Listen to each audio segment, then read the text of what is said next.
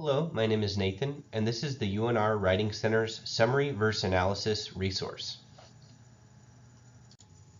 It's important to know the difference between summary and analysis.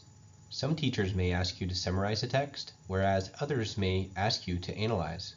Summary and analysis are two different skill sets, and they are equally important to master because they are both often utilized in essays. When writing a summary, put the main point of the text in your own words. Summary does not express personal opinions or interpretations. It is meant to show the central information of the text. First, read the entire text, noting the key points and main ideas. Highlight and underline if necessary. Use features of the text such as title, abstract, headings, chapters, and section headings to help you determine what the major ideas are. Ask who, what, where, when, and why questions to help you determine the most important details to include in your summary. These questions will allow you to consider elements of the text in different ways. In the summary, you're going to want to state the main ideas of the text in your own words. Make sure to attribute the author and/or text throughout the summary so the reader can differentiate between the author's ideas and your own. You will want to avoid or limit quotes. That is because you want to put the text into your own words, as opposed to having the quotes doing the explaining for you. When analyzing a text, you're going to need to focus on the thesis, the support, and any other claims that are provided. Looking at individual aspects of the essay are useful in uncovering weaknesses and strengths. Analysis is different from summary because in summary you want to put the text into your own words, whereas in analysis you're attempting to interpret a text, essentially picking apart individual aspects to look for strengths and weaknesses overall.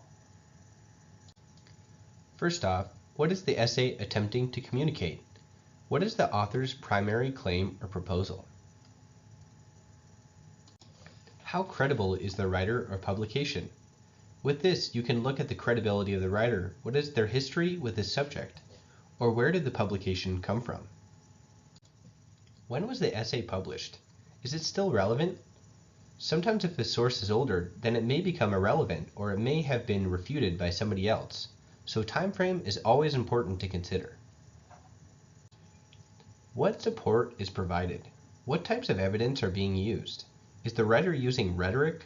Are they using facts and statistics? Does the support provided make the argument convincing? Are there any contradictions in the essay? Are there any logical fallacies? In analysis, you will want to point these types of things out. Finally, what is not said that should be? For example, does the writer ignore certain parts of the argument presented, or does the writer not address the opposing side? On this slide is an example of summary. Notice that I pointed out the main argument of Haught's article. I also made sure to include any important information. For example, I said, Haught proposes that most universities have selected students with high abilities and test scores, but students who are less expected to succeed benefit more from higher education. So that seemed as though it was an important detail, and note how I also attributed the author, saying additionally, Haught proposes, as opposed to just saying that's what I said. Now on this slide, I have an example of analysis. In the analysis, I also pointed out what the main argument was, stating, Haught argues that education is beneficial for an individual and a society. Then I say, this article was recently published by a reputable college, the University of California, Berkeley. So I'm evaluating the relevancy, saying when it was published. I'm also considering how the place that it was published at adds to its credibility. So I'm evaluating the text in these parts of my analysis. From there I say, but there are still flaws in the arguments that are being made. And I point out that it is not sufficient that Haught presents a correlation between education and a positive trait. So in doing that, I was attempting to point out a logical flaw that I saw in his argument, and that is my form of analysis in interpreting the text. After that, I pointed out that education is not clearly defined in the article.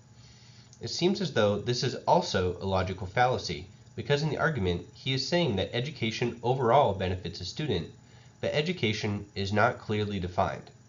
So that may not be a strong point in the argument. This is another interpretation that I have made about the logic in the text. Hopefully these examples give you some more ideas about summary and analysis. They are two different tasks, but they are both essential to good writing. Just keep in mind, with summary, you are attempting to put the important parts of the text into your own words, and with analysis, you are focusing on the thesis, support, and other claims for interpretation and evaluation. Thank you for watching this resource on summary versus analysis. If you have any further questions, feel free to make an appointment at the UNR Writing Center. You can also click on the link below for more UNR Writing Center writing resources.